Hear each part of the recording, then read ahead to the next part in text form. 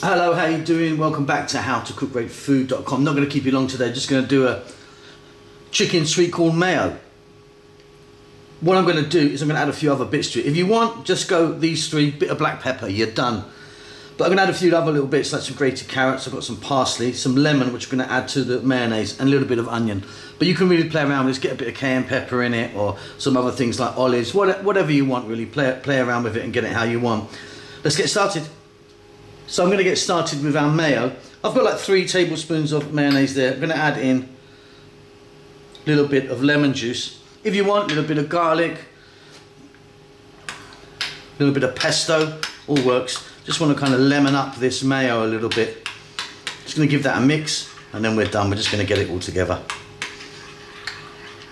So a mixing bowl here, I've got my chicken in. Let's just talk about the chicken for a moment. I've got like 2 regular sized chicken breasts in there. What I've done is I boiled them into some salted water for about 7 minutes, cooled it down and then just cubed it just like that. So let's get in some fresh chopped parsley. You could be using a different herb if you want. Nice big pinch of black pepper. A little bit of onion.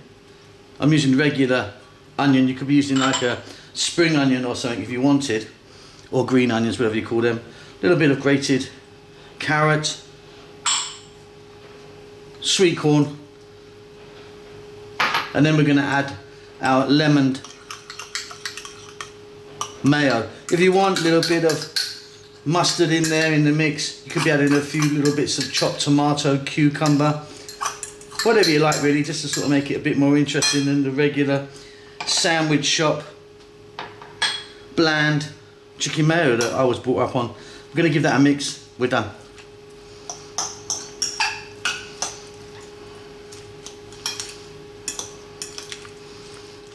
Okay, and there you go, job done. Really, really easy.